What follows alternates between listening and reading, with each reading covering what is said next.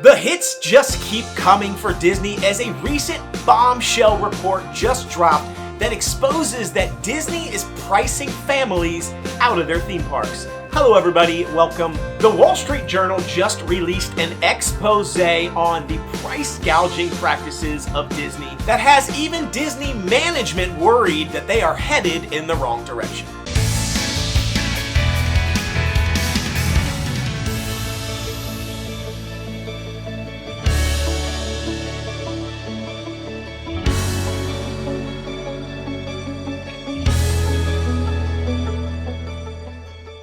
Many of us die-hard Disney fans have just been wondering what exactly is going on over at Disney for the past few years, as decision after decision over at the Walt Disney Company has seemed questionable and even destructive, especially at Walt Disney World. Over the past few years, we have lost so much and gained so little. Let's just pay a quick homage to all the things that we've lost in the last few years. Starting off with, of course, the Disney Magic Express. This was such an awesome service, a free service included in your vacation that would take you from the airport onto Disney property and back again.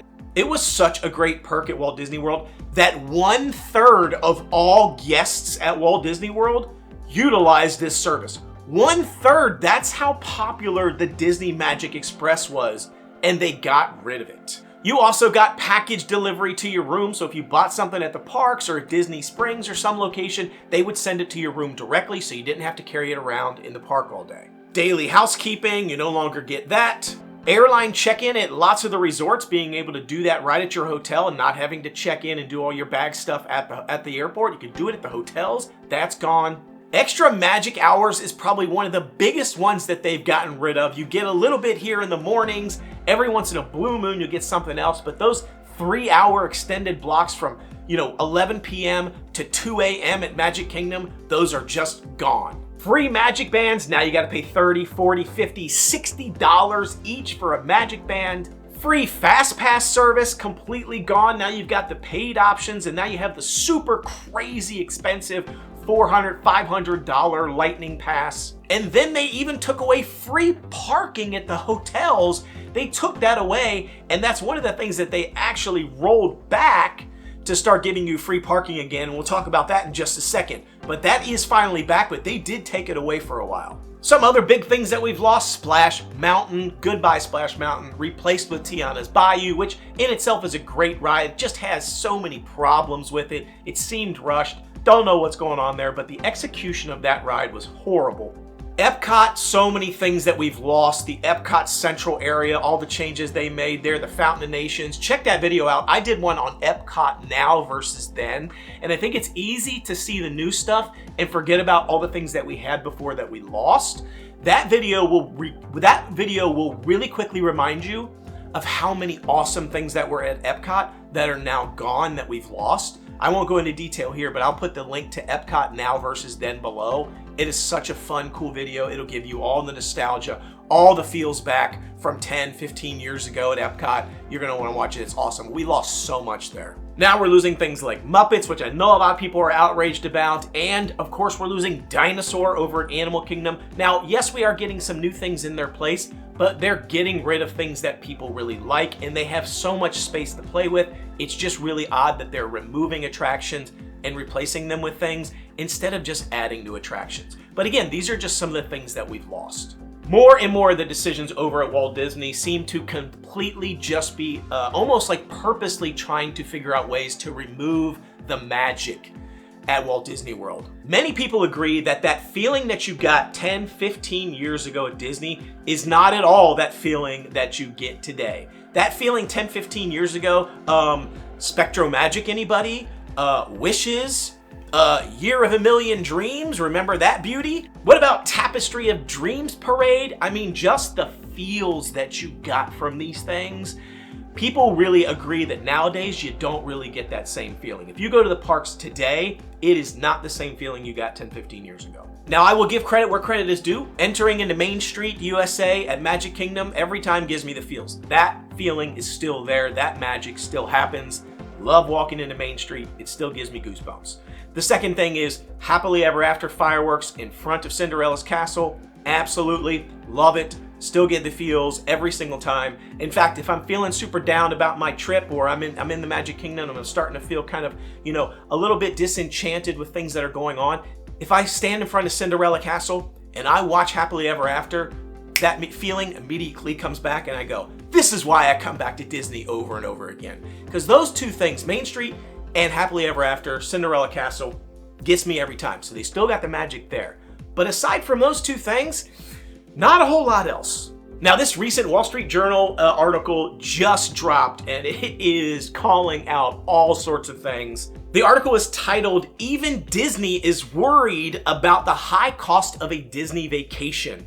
Price hikes have moved the happiest place on earth out of reach for many Americans, alienating park goers and worrying executives." And it's that last part that's totally a gotcha. It's not just the feeling, it's not just that we as fans feel like it is pricing us out. Even the executives and the leadership of Disney are starting to worry. In fact, we know that after Bob Paycheck left the equation and they brought Bob Iger back, we know that one of his first things that he did when he came back was to task Josh D'Amaro with trying to figure out and putting together a list of all the things that they could do really quickly and easily that would start to turn the perception around that was building momentum that Disney was price gouging people. So they tried to put together a quick list of things they could do to sort of fix that and bring some of the magic back to Walt Disney World and their theme parks. And that's where the free parking at the hotels came back into the equation that I just mentioned a bit ago. That's where it came from. They brought the free parking back to the hotels as something that they could do. But to be honest, since then, not much else has changed. Now, this article goes on to say so much more. Here it says, some inside of Disney worry that the company has become addicted to price hikes and has reached the limits of what middle-class Americans can afford, according to people who have worked on park pricing. This is coming from people who do the pricing for their parks. This isn't just some, person, employee in Walt Disney Company at somewhere. This is coming from the people whose sole job it is to figure out pricing for their parks. And these are the individuals who are also now saying we've reached the limits of what middle American families can afford. There is no more blood to squeeze from that rock. We are pricing people out. So my question is, are they being forced to keep raising these prices and increasing and nickel and diming and finding ways to get more money? Are they being strong-armed to do it because that's their job and they're saying these things, but yet we keep seeing things happen? It almost feels like they're being forced to do it. Another quote from this article says that internal discussions over whether Disney parks may be losing their grip on the hearts and wallets of families with young kids have become more frequent. So, internal sentiment at Disney employees are now talking more and more about the fact that they've lost their way, that they are losing their grip on the hearts, not just the wallets, but that's an important part of the equation too, but they're losing their hold and their grip on Disney fans' hearts. And that's what Disney was built on.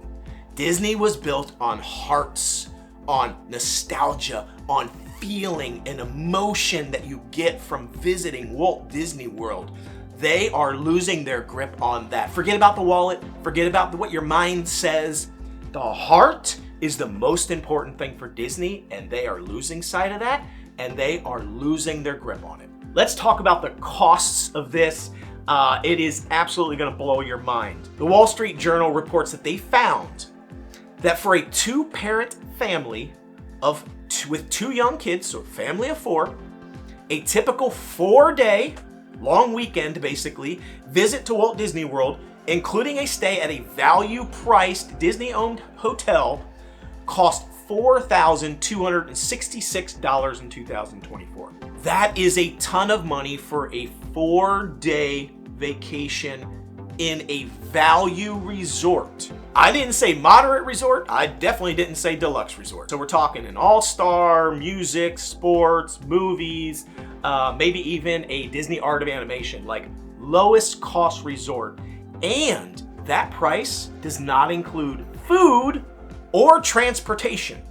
That's the cost without food and transportation. So when you add another $1,000 or maybe $2,000, depending, for transportation, if you fly there, if you get a rental car, if you're getting food, you're eating at a few of the resorts or eating at some of the nicer restaurants, you're talking $1,000, maybe $2,000 extra dollars on top of that for this vacation.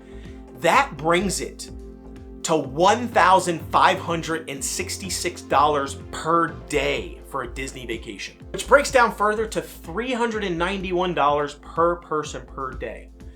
$400 per person each day is what you're paying for a Disney vacation. That's absolutely insane. $6,000. It's for a value resort. The article then goes on to say that is up from $3,230 5 years earlier. And nearly 80% of that increase came from new costs for services and add-ons that were once free, such as line skipping features. Let's go back, look at that number. 80% of the increased cost of that vacation came from additional services or add-ons that used to be free. This was not new stuff that they invented or new value that they created and gave to us. They were things that were put in that used to be free. Then it says Disney began to have serious concerns about the rising cost of visiting the parks, according to former employees involved in the discussions. The results of surveys asking whether Walt Disney World and California theme park guests intended to return soon showed that fewer Mickey Mouse devotees were planning return trips. This is where it gets interesting. Tons of people that go to Walt Disney World or the theme parks, they go to re-experience something they experienced before. Something nostalgic. They got a feeling at some point in their life and they want to experience that feeling again. Or they want to expose new people who have never had that feeling to an experience that they had so that they can then share in that nostalgia. They can share in that experience. For example, I would take my kids to Walt Disney World because I wanted them to feel what I felt when I went. So here's what's happening. They're getting people now. They're getting people once. People like me and others who go there for nostalgia or go there because they want somebody else to experience it. They're going and they go one time. But once they're experiencing it now and experiencing the price that it costs now for that experience, they're not coming back. They're not planning to come back because they're feeling and they're seeing it's not worth it. It's not worth it. You're going because you want to relive something and then you go and relive it and it's kind of a letdown because it's priced so high. So this is where the rubber meets the road, in that guests planning return trips has been crashing.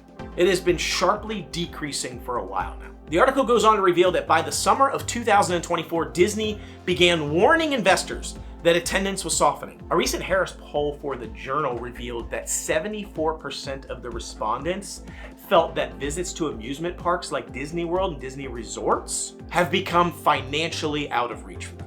In fact, among those who reported that they've cut back on their Disney vacations, the biggest reason was cost. 59% said a Disney experience had become too expensive. Let me take you through a scenario. What if you opened up a brand new burger restaurant? Let's say a burger restaurant. You opened up a brand new burger restaurant down the street. Imagine that you spent tons of money marketing and advertising and trying to get people to come to your burger shop to eat your food. And then 59% of people that came to your restaurant and ate a burger at your restaurant said that they would never come back. They weren't planning on coming back because the food was too expensive. How long do you think your business would survive? Not long. Now, you could say, well, I could just keep getting more new people to come. Yeah, you could do that. You can keep getting new people to try your burger, but eventually you're gonna run out of people. So this report is seemingly confirming everything that us fans and all of us have probably been feeling for a while about Walt Disney World and Disney Company. And that moreover, Disney employees, insiders, management, leadership, executives, they're all feeling it too. So it goes without saying that with Epic Universe coming very soon, this is not a great position for Disney to be in. Especially since Epic Universe is priced much more affordable than Disney. And Universal's strategy with Epic Universe is to try to get people to stop coming to Universal for just a day, to stop them from going to Disney for a week, and then just going to Universal for a day. Their strategy is to stop that. What they're trying to get people to do is come to Universal and Epic Universe for a week, and then, hey, maybe go take a day at Disney. And to be honest, I see it happening more and more. Why? Why not go to Universal, Islands of Adventure, City Walk, Volcano Bay, Epic Universe? Why not spend a week there?